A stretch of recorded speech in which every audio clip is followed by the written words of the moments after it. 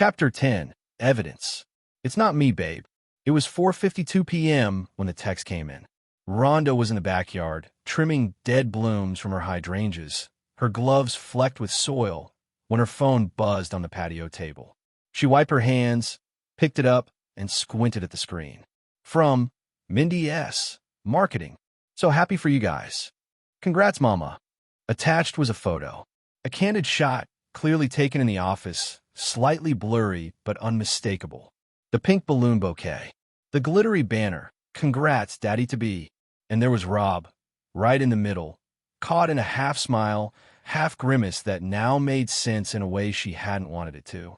Rhonda stared at the screen as if it had personally insulted her intelligence. Her chest went cold.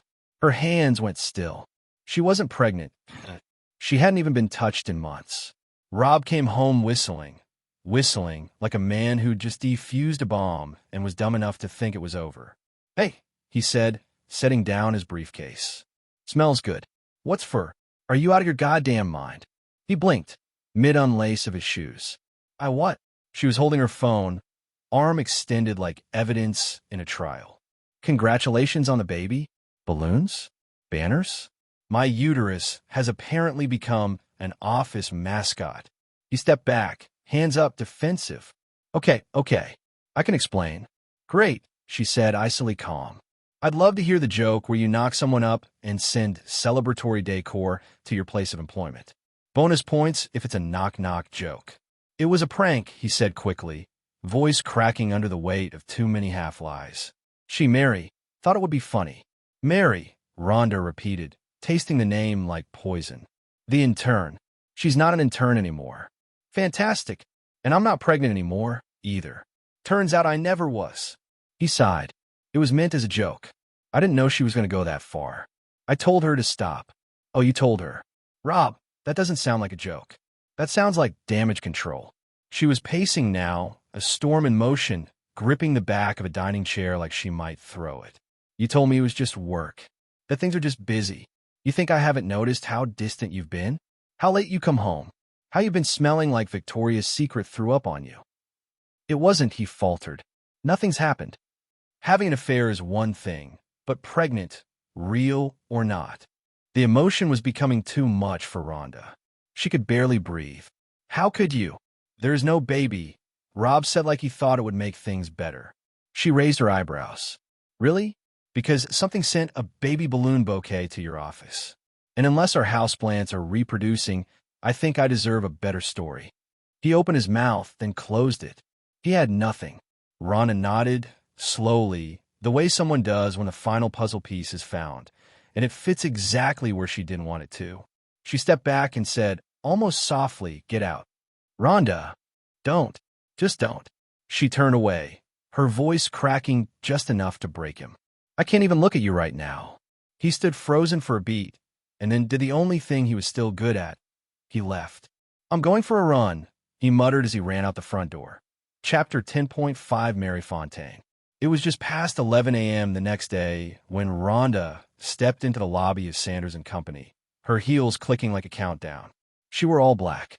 Not because she was mourning, though she probably should have been, but because it made her feel sharp, unapproachable, like a warning.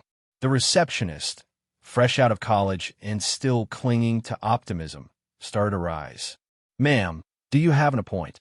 "I'm his wife," Rhonda said, breezing past like a woman with nothing left to lose and a schedule that included scorched earth. She bypassed the elevator and took the stairs, 3 flights, just to let the adrenaline work in her favor. By the time she reached the 3rd floor, she was vibrating with purpose. And then she saw her, Mary Fontaine, seated at her desk like nothing had happened. Typing, chewing gum, wearing a shirt that said Boss Babe Energy. God, it was almost too easy. Rhonda didn't slow down. "Hey, Mary." Mary looked up, blinked. "Yes." "Tell me, when did you start sleeping with my husband?" Gasps traveled through the office like an electrical surge. Mary straightened slowly, face flickering between shock and smug. "Oh, you must be Rhonda, and you must be unhinged." Mary gave a smile that could have melted copper. "It's not what you think." "Oh, sweetie, I think it's exactly what I think. And just so you know, The whole oops I'm pregnant with your married boss's imaginary child stunt? That's not quirky, it's deranged. Someone in the cubicle behind them whispered, "Holy shit." Then quickly sent a message on the office's Slack message board. Mary looked around, realizing for the first time they had an audience. "You should go," she hissed under her breath. "Oh, I'm not going anywhere. I haven't even gotten to my closing argument yet." Just then, Rob appeared around the corner, mid-sprint toward the commotion, then stopped cold when he saw the scene unfolding. His face drained of color, his body frozen like someone watching their house catch fire in slow motion. Rhonda spotted him, pointed. "There's the man of the hour. Ladies and gentlemen, meet the father of no one." The crowd turned. Rob raised his hands like he was walking into a hostage situation. This wasn't. "I have a meeting." He turned, fled, straight down the hallway, straight into the elevator, mashing the close button like it was a panic switch. As the door slid shut, a voice from one of the interns muttered, just loud enough, "You're a chicken shit, Rob." And the whole floor held its breath. Rhonda turned back to Mary, smiled sweetly. "By the way, I hope you're not on payroll anymore." Then she left, dignified, slow, radiant in righteous fury. The elevator dinged behind her.